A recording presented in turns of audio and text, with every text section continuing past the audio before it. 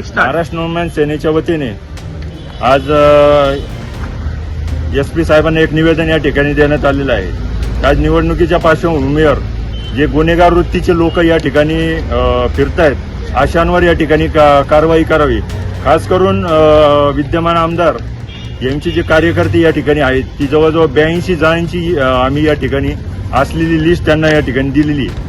किती माहिती गोळा करता करता गेली 6 महिन्यापासून आम्ही या सगळ्या गोष्टीचा आम्ही प्रयत्न करत होतो आणि त्यांना हे नामोल्लेख त्यांच्यावर असलेले गुन्ह्यांचं सविस्तर या ठिकाणी लिहून आम्ही SP साहेबांना निवेदन दिलेलं आहे। आज प्रचारामध्ये हे सगळे लोक सक्रिय झालेले आहेत। याच्यामुळं या नगर शहरामध्ये इतर जे उमेदवार या ठिकाणी उभे आहेत यांच्या कुठेतरी जीवितात मोठ्या प्रमाणावर धोका निर्माण होणार आहे।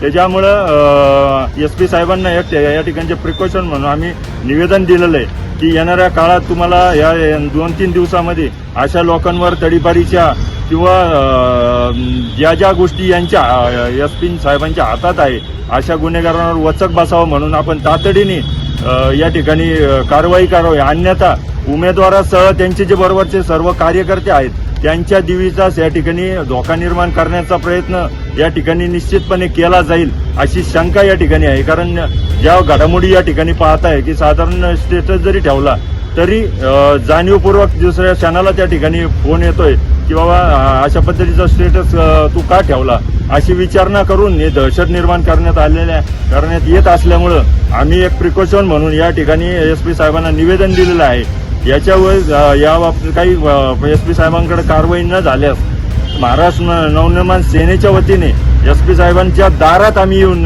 या ठिकाणी आंदोलन करण्याची वेळ महाराष्ट्र नवनिर्माण सेनेच्या कार्यकर्त्यांवर येऊ नये अशा पद्धतीचे त्यांना आम्ही विनंती केलेली आहे।